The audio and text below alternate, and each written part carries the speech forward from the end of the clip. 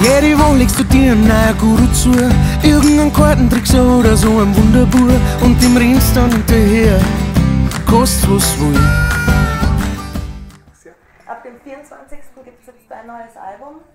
Wie aufgeregt ist man? Wie sind die Gefühle so im Vorfeld und dann auch genau an dem Tag, wo es rauskommt? Checkt man da Facebook und alles? Ja, ich bin da schon sehr betroffen. Also es ist ja, als käme ein neues Kind auf die Welt. Ja. Man arbeitet lang dran und man hat gewisse Erwartungen dran. Was ist das Faszinierende an einer Zeitmaschine für dich? Wo würdest du gern hinreisen? Ist Zeitmaschine ein unglaublich faszinierendes Thema für mich. Also ich habe, was auch so ein Grund ist, warum dass es dann so gesprudelt ist mit den Songs. Ich habe meine alten Alben mir wieder angeschaut, Fotoalben.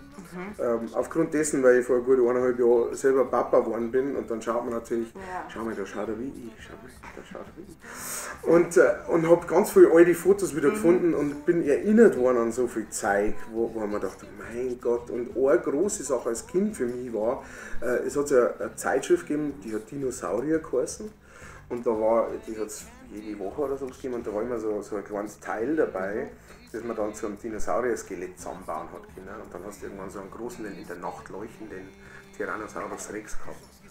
Und ich habe das geliebt und ich habe immer gelesen über die Dinosaurier, über das ganze Zeichentrick, das hat mich total fasziniert und habe Fossilien gesammelt und so weiter. Und dann haben wir gedacht, hey, wenn du eine Zeitmaschine hättest, dann müsstest du zumindest einmal kurz und irgendwo in einem, weiß ich nicht, Eisenkäfig drin oder so, da ist nichts passiert, aber dann müsstest du unbedingt mal zu den Dinosaurier reisen und dir so einen Typen anschauen und sagen, ah ja, doch, ziemlich groß. Und ansonsten gibt es aber auch noch 100.000 Sachen, also ich darf unglaublich gerne so in die Amerika 60er Jahre Flower Power Zeit abtauchen. Ist das so eine Zeit, die dir gefällt? Musikalisch auch? Musikalisch sowohl, also das sind so die Sachen, mit denen ich aufgewachsen bin, weil das halt Platten waren, die meine Eltern gehabt haben.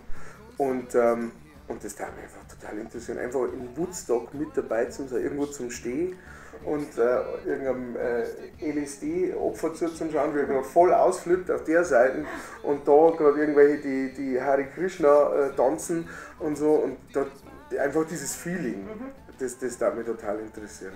Aber dann auch Cowboys, Piraten. Jetzt bräuchte ich nur noch dein Motto, am besten schön auf Borisch.